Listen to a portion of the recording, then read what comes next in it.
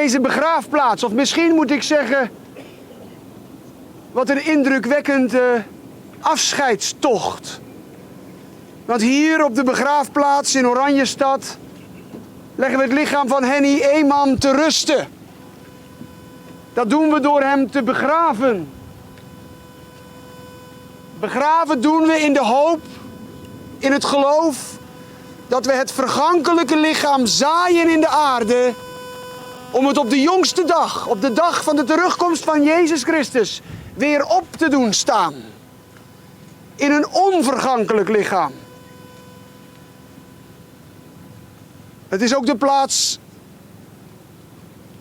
waar we voor de laatste maal afscheid kunnen nemen van onze geliefde echtgenoot, vader, broer, zwager, oom, vriend, partijgenoot en leider van het land Aruba.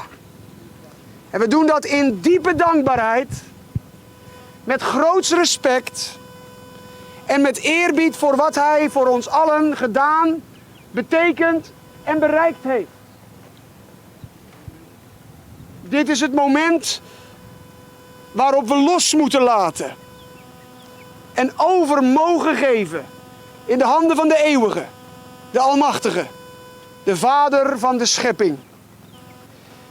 We doen dat in hoop, omdat we geloven dat hier niet het einde is en de dood niet het laatste woord heeft, maar dat zij die in Christus ontslapen over het lijden van de dood heen getild worden. En dat straks het leven overwint over de dood. En God iets nieuws begint. In zijn rijk. Een nieuwe hemel. Een nieuwe aarde. Waar gerechtigheid en vrede heersen.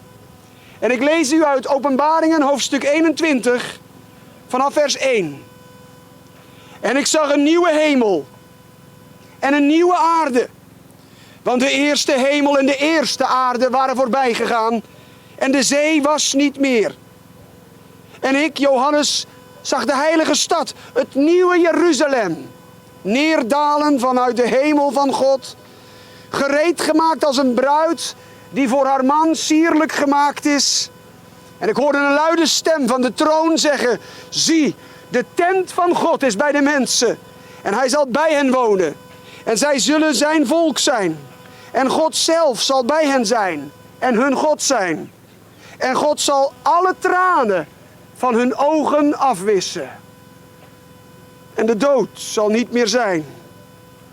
Ook geen rouw of jammerklacht of moeite zal er meer zijn. Want dat hoort bij de eerste dingen en die zijn voorbij gegaan.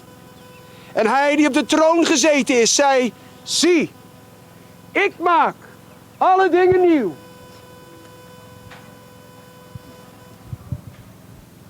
Laten we onze hoofden buigen. Almachtige God en Vader, wat meer kunnen we nog zeggen? U heeft gegeven, u heeft ook genomen. Onze geliefde Henny, onze geliefde man, familielid, vriend en leider. En hier leggen wij hem te rusten. In de verwachting dat u verder gaat waar wij ons terug moeten trekken. We bidden voor troost, kracht, leiding en hulp voor de familie. En we bidden dat wat u door Henny begonnen bent, ook zult afmaken in de volgende generaties. We leggen het zo alles in uw handen, in het vertrouwen dat u alle dingen wel maakt. En zo bidden we, onze Vader, die in de hemelen zijt, uw naam worden geheiligd, uw koninkrijk komen, uw wil geschieden, gelijk in de hemel, alzo ook op de aarde. Geef ons heden ons dagelijks brood en vergeef ons onze schulden, gelijk ook wij vergeven onze schuldenaren. En leid ons niet in verzoeking, maar verlos ons van de boze. Want van u is het koninkrijk en de kracht en de heerlijkheid tot in eeuwigheid. Amen.